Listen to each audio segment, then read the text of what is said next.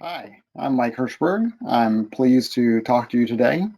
I'm the Executive Director of the Vertical Flight Society, which is a leading organization for advancing vertical flight, and including electric VTOL and urban air mobility. Just a little bit about us. We were started in 1943 as the American Helicopter Society, but our mission has always been for well beyond just helicopters and well beyond just America. So not just the US, but all the Americas and all the whole world, for anything that takes off and lands vertically and can hover and can advance to forward flight. We're an educational nonprofit, so we're all about trying to help people understand the tremendous benefits and potential of vertical flight. There's a real exciting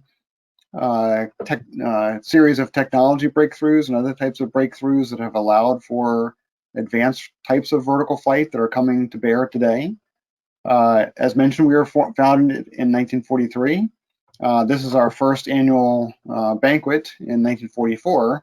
So 70 years later, in 2014, we had our first eVTOL workshop. So that on the top is the first gathering of the free world's vertical flight experts, and on the bottom there is the first gathering of those who really saw the potential of electric vertical takeoff and landing aircraft. So there's lots of different terms and words being used: advanced air mobility, urban air mobility, air taxis, all kinds of words. They're really just a different spectrum as far as size. So everything from package delivery to personal air vehicles, cargo delivery, regional air mobility. It's all just about connecting people and goods and services through the capabilities enabled by electric power.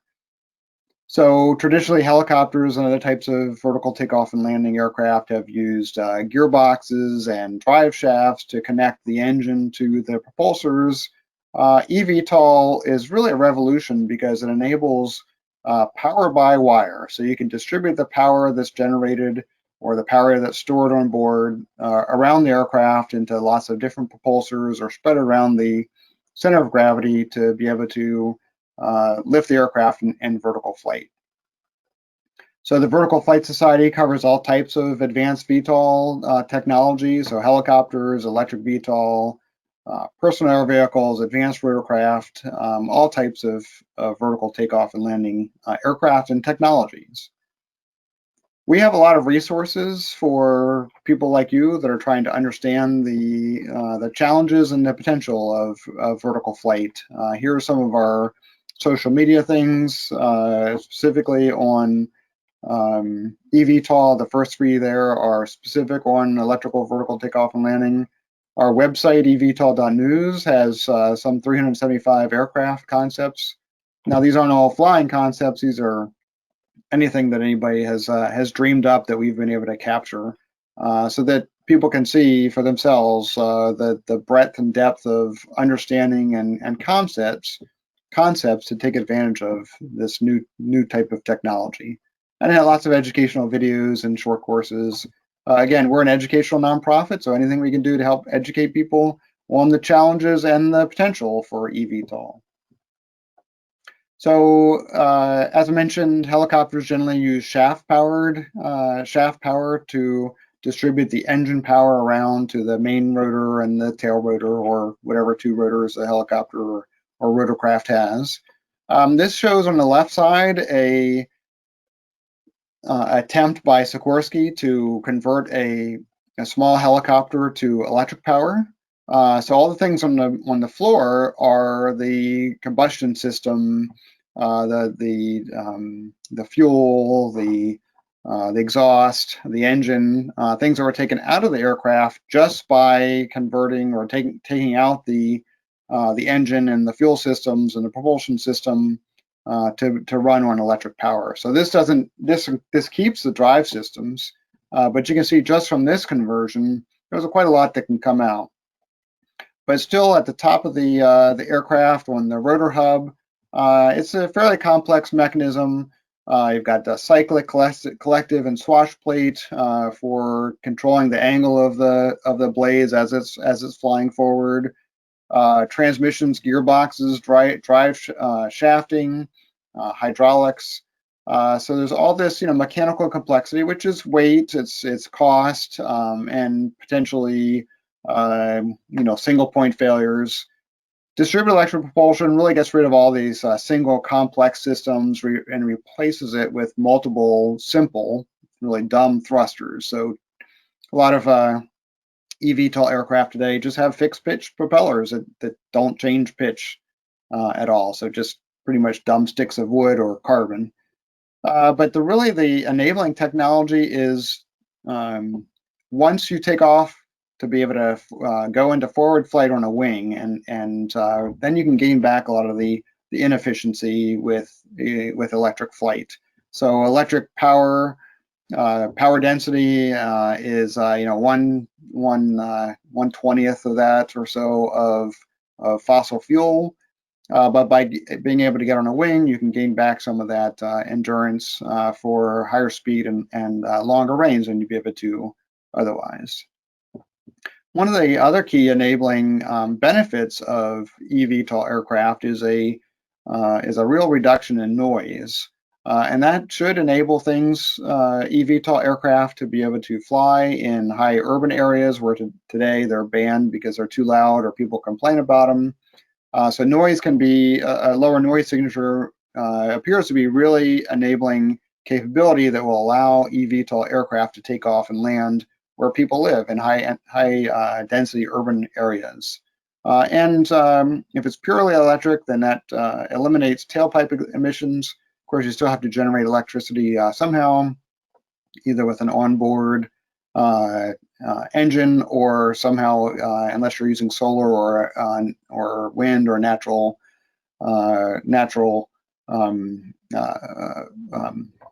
energy generation without using fossil fuels, then you can have no emissions. So that's a lot of really promising capabilities and benefits.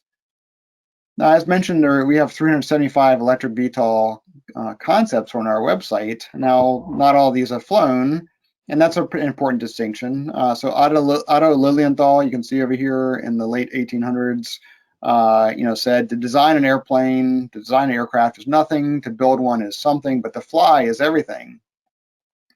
So there's a corollary to that, which people have called now the Hirschberg principle.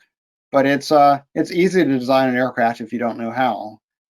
So eVTOL enables these really crazy ideas to have lots and lots of propulsors, but they may not be the best way. They may not provide the most compelling capability, and that's really an important distinction, right? You can get almost anything to fly, but to actually have a compelling capability in the marketplace, that's why people develop aircraft.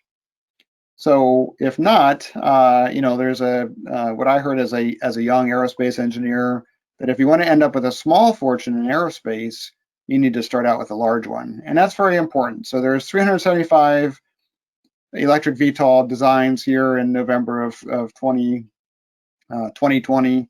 Not all of them are actually going to be successful. There's only about 20 that have actually flown, and fewer than that are actually proceeding towards production. So it's an exciting time, but we need to be smart about this. There's lots of different challenges, and I'll talk about them briefly. But why now? So if you look at some of these technologies that have developed with electric motors, advances in batteries, used to be you had to have mainframe computers to run the modeling and simulation codes for advanced aerodynamics and other structures and other capabilities. Now there's a real democratization of modeling and simulation tools, so that anybody can buy these tools, and with expertise, aerospace engineers and other expertise in designing aircraft, you can come up with pretty good simulations. There's also advancements in composites, 3D printing, low-cost manufacturing in the US and other places. There's a movement of performance regulations, so new regulatory standards that allow, or new regulations that use standards, for instance, to allow these non-conventional. They're not an airplane, they're not a helicopter, but having more open regulations allow them a pathway to still be certified. Lots of technology innovations and lots of money going into this. We estimate that $4.5 billion have gone into eVTOL developments just over the last 3 or 4 years. And that's about $1 billion a year currently, and that's probably going to accelerate as aircraft mature and they reach production and then advance to more and more manufacturing. And all these technologies have enabled new configurations and new innovations. And as you see on the right-hand side, so this is SpaceX now delivering passengers to the space station. That's really incredible that private industry has done this. It took a large fortune to be able to do that, but now the technology has been proven, and astronauts are going to the space station using this newly developed platform, and we see that similar to what's going to happen with eVTOL. But this is the Gartner hype cycle. So for the last several years, I've been showing this diagram. So the hype keeps going up and up and up, but you know, kind of we're here, and at some point there's going to be the bubble's going to burst, and people are going to realize, oh, it wasn't as easy as we thought, right? So if you're looking for a get rich quick scheme, don't think about eVTOL. It's going to take a lot of time and effort and money and a lot of smart partnerships and collaboration in order to enable this eVTOL revolution. Again, it's not just getting something to fly, it's actually having it succeed commercially that's really important. So eVTOL aircraft have to have low direct operating costs and seat mile costs to be successful. But there are a few things that are going that are supportive that are going for it, right? So we know that batteries are going to continue to improve. Just look at your laptop or your smartphone over the last 10 or 20 years, how those have improved. There's a huge explosion of interest and usage of drones, electric vehicles. Now many countries are now mandating that all future cars sold after a certain point have to be electric. So it's really a lot of different confluence of technologies and just mindset around the world to make this happen. And also, as mentioned, you know, an eVTOL aircraft should be much cheaper and easier to maintain and to operate and to manufacture than a helicopter. Maybe not so much as cars, maybe not that high of a rate, but certainly if the world is only producing about 1,000 or so civil helicopters a year, if we can produce tens of thousands of eVTOL aircraft, there's huge economies of scale in manufacturing that are just by producing more, that will make them cheaper and more affordable. And I mentioned noise is expected to be much lower to be able to provide operations in higher density locations. So all these things together come together for real potential for a step change of increase in utilization because of this virtuous cycle of improved cost, noise, and speed. There are 5 key challenges. So the technology itself, infrastructure, and that's both physical and the air traffic management. We need lots of pilots. That's maybe not so much of a problem at this moment because of COVID-19 effects on air traffic, but eventually we know we'll need to go to more autonomous or fully autonomous systems. Standards and regulations are not all quite there yet, but as I mentioned, it's very promising. They are developing, and there's a lot of excitement with Joby and maybe some other companies actually having certified aircraft in the 2023 timeframe, and be able to have some of these first movers reach the market. And I mentioned also public acceptance, things like safety, noise, the virtual or the visual pollution. people may say, not in my backyard, NIMBY, if they don't want to have, tens of thousands or thousands of flights or hundreds of flights a day from near where they live or work. But those are all things that the localities will need to work out and make sure that the communities are comfortable and happy to have this capability in their neighborhoods. And as mentioned, all these things are solvable, we know, but trying to get this to market sooner to get that first mover advantage, so that some companies that have been working on this the longest, such as Joby and others who've been working on this for 10 years or more, that they finally get the reward for their long-term investment and development. It's important to realize where we are today. So we have the first demonstrators out there, and now kind of the first pre-production aircraft have been built and are flying. So look at that, where we were compared to helicopters in 1938, for instance, the first public demonstrations. Helicopters today, in 2020, are much more advanced than they were 75, 80 some years ago. So we know that in the future, eVTOL aircraft will also advance. We can't look at the 2011 timeframe and say, oh, that's a crazy idea that'll never work. We need to look at the future of how these things will come together around the world. So eVTOL revolution, we see, is still on track for the 2023 timeframe, at least for the beginnings of it, despite COVID. There's 1,000 reasons why eVTOL won't work. Please, think about joining the Vertical Flight Society. It's for people like you who are excited about the future and want to help make it come true. We have lots of workshops and other things to try and find solutions to all these different challenges. Because eVTOL is really the intersection of aerospace, automotive, electric, AI, drones, and we need everybody to work together to help develop this new industry. We've been trying to lead these efforts, but it really takes a lot more than just us.